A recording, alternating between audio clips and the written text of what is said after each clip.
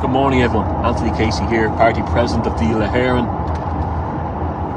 Sinn Féin co-founder and council member. Watching everything play out as well as everybody else in the movement is. And what I mean by that, let's go back to the presidential election in the US, where you had on one side a woman who could barely string a logical sentence together and a man who had dementia, going against the people's hero, too big to fail, a hail of bullets, surprising, defying the odds. Then there's been a little bit of pushback. What's he doing here? What's going on with the Epstein list?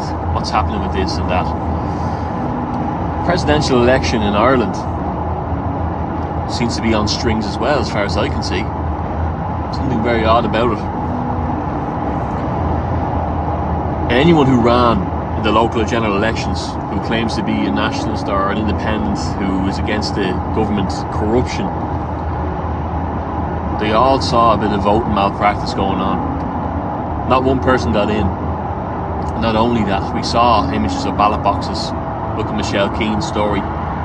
We have the information ourselves. Of course, it's illegal to furnish it, but there's other ways to skin a cat. So if there's no democracy in this country, and you have a party that breaks out and becomes too big to fail, do you end up like candidates for the AfD in Germany that get picked off just before the election, and there's no public outrage about it?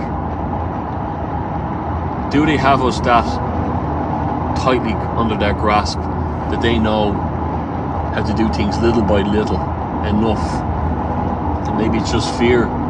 Maybe people are afraid to stand up now. You lose your job, you lose your friends, your family, you may lose your life. So how do you fight the globalists in the Western world? There's 1,000 Anthony Caseys. There's 1,000 Derek Bly's and Herman Kelly's and Malachy Steensons in all different countries across the world, all playing the same role,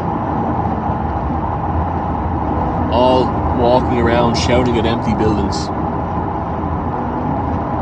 That's why I love the beauty of Sinn Féin as well, because while Díl a Héireann is right in its claim that Christ is King and that the Irish should be put first, we don't make any of these things easy. We light a fire under them. We get our policies right.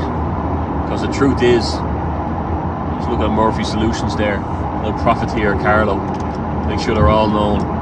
The failed Tory in the Héireann could be the head honcho himself. You know, old Pat Murphy threatened court on me when I called out what they were doing.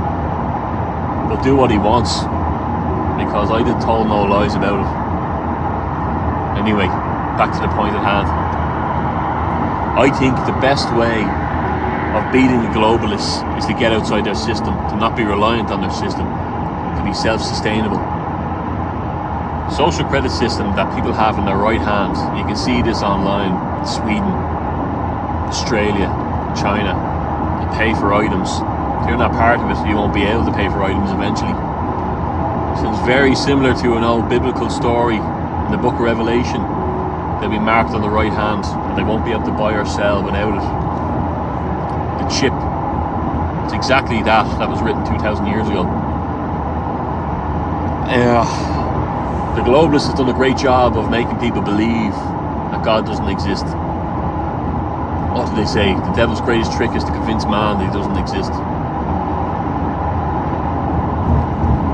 I think we're living really in biblical times. I think the sooner we realise how evil these people are, they're going after our young and innocent. There is no more evil than that. If you haven't figured that out yet, you need to have a hard look at yourself, because there's been plenty of evidence everywhere about it. So let's get ourselves able to live outside these 10-minute towns and 15-minute cities. And that's how you win.